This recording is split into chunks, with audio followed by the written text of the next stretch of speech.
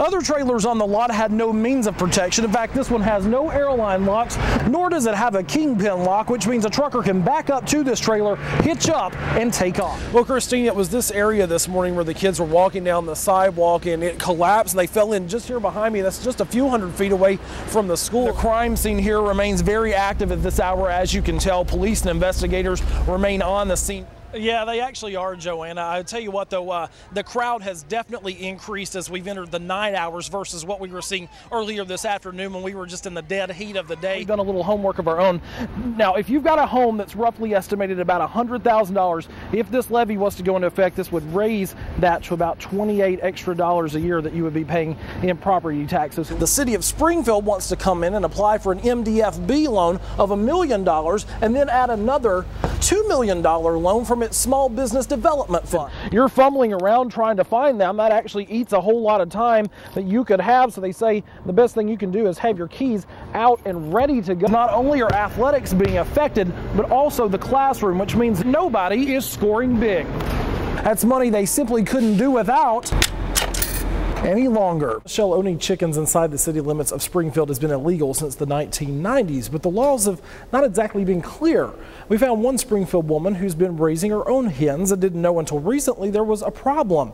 She's hoping tomorrow night's vote won't take away her passion, her hobby, and her green way of thinking.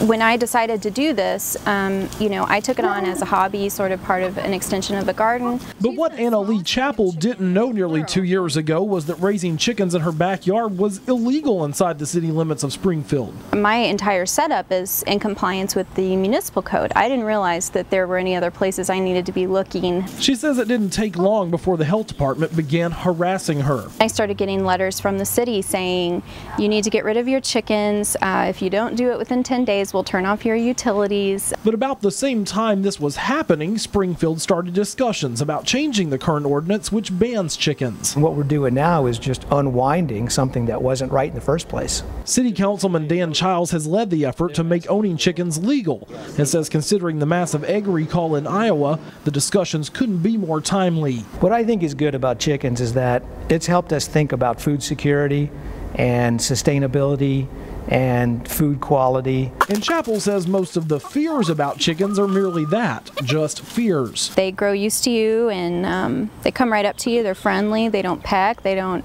argue, they're sweet to each other. She says raising chickens is not for everyone either because there's more work to it than you would think. Time consuming, it costs money, there's an overhead, you have to have a place to house your chickens, that place has to look decent so that your neighbors aren't complaining. And while she feels confident that City Council will make the right decision, she says it would be a shame if she had to give up her backyard chickens. It's something that I do for relaxation, it's something that I do for pleasure, but also there's, the fact that I actually get something back from them.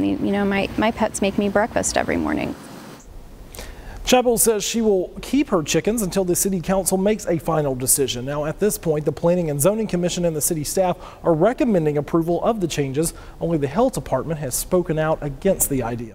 Well, Joe, the school district worked over the last year with a select group of students to set rules for dances across the school district in all. But the students who like a little dirty dancing say the new rules aren't setting so well. Last year you would get told, but it wasn't severe like this. Yeah, like this you past wouldn't get Friday kicked out was. for it. A lot of people are afraid to dance, so a lot of people stayed outside of the dance area. For students of Parkview High School, Friday night's homecoming dance was far from what they expected. A lot of people got kicked out for the way they were dancing. They got marked. If you got marked twice, then you weren't allowed to stay in the dance. People were getting in trouble for putting their hands in their pocket to grab their phone and everything else. So we're just not facing each other. Yeah, if you weren't facing each other, you were marked. That's because Springfield Public Schools now has a district-wide set of rules in place for all school dances. In the past, it's been, okay, these are the rules at this school, this is the rule at this school. The executive director of high schools says that won't be the case anymore. If Susie goes to a dance as a date at high school B, but she actually attends high school C, she's going to have the same expectations at either dance. The idea of inappropriate behavior is nothing new to any school district. Even the movies have portrayed it dozens of times. For instance, Rim McCormick was fighting to even allow his school to have a dance in Footloose. I would like to move on behalf of most of the senior class of Beaumont High School that the law against public dancing within the town limits of Beaumont be abolished. And then there was Grease with all of its stereotypes of willing high schoolers. I want you all to be on your best behavior. No hiding fighting! But still, behavior at school dances is something parents of teens want under control. I back this principle 100%. I think it's time that they did start getting more strict on certain things and conduct. Even if that's something high schoolers may not agree with now or ever. I don't even want to go to the next one because of it. If it's going to be like this, yeah. I mean, that kind of worries me about my prom. I mean, is that gonna be the way it is for my prom? Because I don't want to remember it like that. Now, when Parkview High School students bought their tickets to the dance Friday night, they were also given a copy of this, which is the sheet of expectations for the dance. Now, Kickapoo High School also had a homecoming dance Friday night. Nobody was ejected from that dance, Joe. Good afternoon, guys. As you mentioned, the Pizza Hut here in Monette was destroyed, along with several other businesses that were damaged. Now, as you can see, the roof and the tiles are all just peeled off and lying in the middle of the parking lot now, but this could have been a whole lot worse. Here's why. The storm actually moved through a little after 7 this morning. Had it been a few hours later at lunchtime, look at this. We could have been sitting in the dining room and people seriously could have been hurt. To look inside and be so grateful that there was no one in the building at the time and that no one was hurt, that's really a blessing. In less than a minute, Pat Hopkins' 36-year-old family business was toppled. We drove up and we're like, oh my goodness, this is a nightmare. Inside the Pizza Hut, chairs are now part of the outdoors, and the buffet, well, it now sits on the ledge of a remaining brick wall. To see things just demolished and how a force so much bigger than human beings could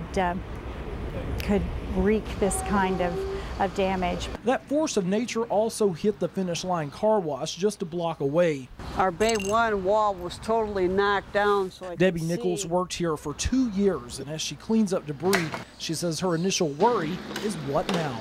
This morning this was devastating, and I'm going, there goes my job. At the car wash, bricks scatter the ground and one wall is shifted. It's hard to see when you work somewhere to see damage like this. It's not easy. Not easy for anyone, but with the damage done, most businesses are only left with one option. We're going to scrape this up and clean it up and start over again. Now, the National Weather Service says winds of 110 miles per hour are what did this damage right here. You can see the boosts are toppled, and take a look over here. This is one of the most interesting things right here. This table is actually completely through the roof right here. This is the kind of damage you're seeing all over Monette, and we're going to have much more on this story a little bit later. In Monette, Will Carter, KSPR News. Supporters of keeping K2 legal say banning the substance is a waste of taxpayer money. They also say if it becomes a felony, smoking K2 would have harsher penalties than if you were to smoke marijuana. Keep K2 legal. Joe Case was on a mission Saturday. He's trying to spread the word that K2 should remain legal in spite of several negative reports on its side effects. I believe in its healing powers. It's, and it's a healthy alternative to hard drugs, and I mean, you don't want people doing those hard drugs for sure. So I believe this is a definite safer alternative. But the state of Missouri says otherwise and will soon ban the substance completely.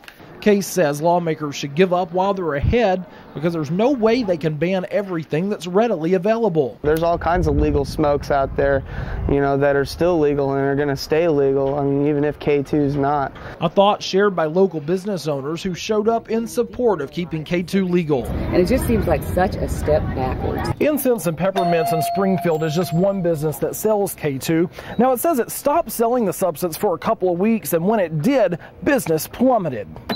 Okay, 3136, please. I put the K2 back just like 2 days ago, and it's starting to pick up again. Owner Pamela Sampson says she wonders where the state will get the money to enforce the ban. Sampson says making it illegal will cost the state tax revenue it could be reaping, but even she will comply if it's necessary. I want to play by the rules, and I think all of us retailers do. I've got to play by the rules because I want to stay open, but I also can't stay open if I'm not selling anything. But business aside, supporters believe the best solution would be restrictions versus an overall ban. I do believe in an age limit for it. I don't think little kids should be using these kind of things. I don't think little kids should be using any kind of things. No, it was actually the reactions from several teens who had taken K2 that led lawmakers to consider this ban in the first place. Supporters argue the substance must have been mixed with something else because they've never heard of these type of side effects. Natalie? Well, Joe, it's actually been going on for quite a while now, and investigators say while some of the theft may be organized, many are just a case of truckers being careless and leaving their cargo unprotected. When we drop a trailer, we put a kingpin lock on it, airline lock on it, you know, because we're aware that it happens. Anybody can hook up to it if you don't protect it. Just about every trucker you talk to knows the importance of not leaving a trailer sitting alone in a parking lot. It's a big no-no in this industry because that stuff on the trailer is bonded and you got to be responsible for it while it's in your care. But semi-trailers seem to be a hot commodity in southwest Missouri recently. Over the past year and a half, we've had a number of tractor-trailer units, mainly the trailer parts of the unit, stolen from the Springfield area. Among trailers stolen in Springfield was one carrying batteries from Cuba, Missouri. Just this week, a break in that case, the Cass County Sheriff's Department raided Crazy Mo's Liquidation Center in Belton Tuesday to find $58,000 in stolen candy and $53,000 in batteries. We found out that our batteries that had come through Springfield had been taken to Belton, Missouri. But as investigators take inventory of the merchandise in Belton, there's still the problem that trailers are disappearing. Most of these have occurred when they drop the trailer at a parking lot, then somebody will come by and steal them. Here's a perfect example. At this truck stop in North Glenstone, we found several trailers sitting without a truck attached, while some had a kingpin lock that prevents theft. Other trailers on the lot had no means of protection. In fact, this one has no airline locks, nor does it have a kingpin lock, which means a trucker can back up to this trailer, hitch up, and take off. A practice many trucking companies don't agree with in the first place. Hey, we ain't allowed to unhook from our trailer. Dropping a loaded trailer, like say to go home, that's unacceptable behavior unless you're dropping it in a safe, secure location that the trucking company provides for you. One trucker today says it's not uncommon to find other truckers trying to sell stolen goods at a truck stop. Police say as far as companies buying and reselling the merchandise, some do it unknowingly while others know they are buying stolen goods, Joe.